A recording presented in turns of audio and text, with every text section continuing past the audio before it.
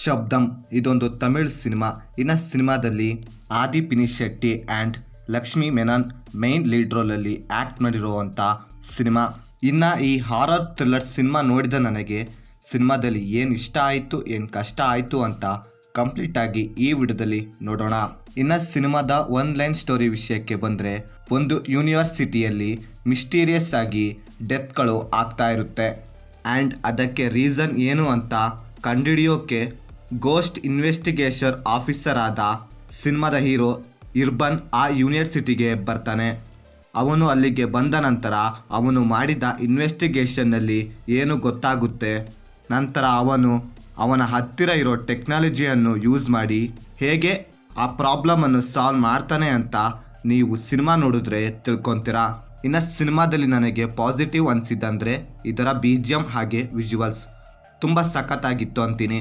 ಹಾಗೆ ಸಿನಿಮಾದಲ್ಲಿ ಸಸ್ಪೆನ್ಸ್ ಹಾಗೆ ಹಾರರ್ ಎಲಿಮೆಂಟ್ನ ತುಂಬ ಚೆನ್ನಾಗಿ ಮೇಂಟೈನ್ ಮಾಡಿದ್ದಾರೆ ಅಂತೀನಿ.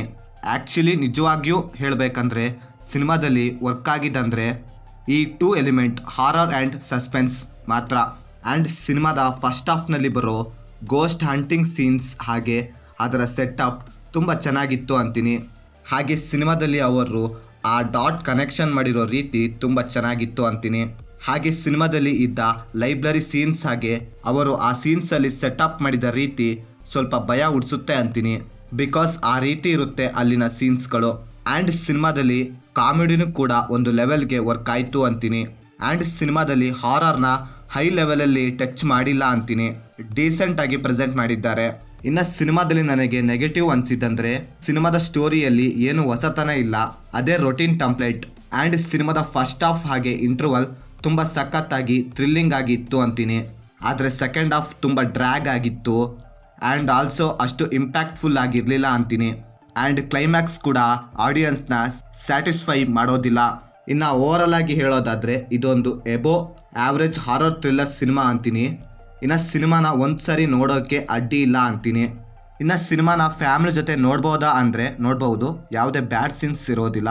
ಇದು ಫ್ರೆಂಡ್ಸ್ ನನಗೆ ಸಿನಿಮಾ ನೋಡಿದ್ದಾದಮೇಲೆ ನನಗೆ ಅನಿಸಿದ ಒಪಿನಿಯನ್. ನೀವೇನಾದರೂ ಆಲ್ರೆಡಿ ಸಿನಿಮಾ ನೋಡಿದರೆ ನಿಮಗೇನು ಅನಿಸ್ತು ಅಂತ ಕೆಳಗಡೆ ಕಮೆಂಟ್ ಮಾಡಿ.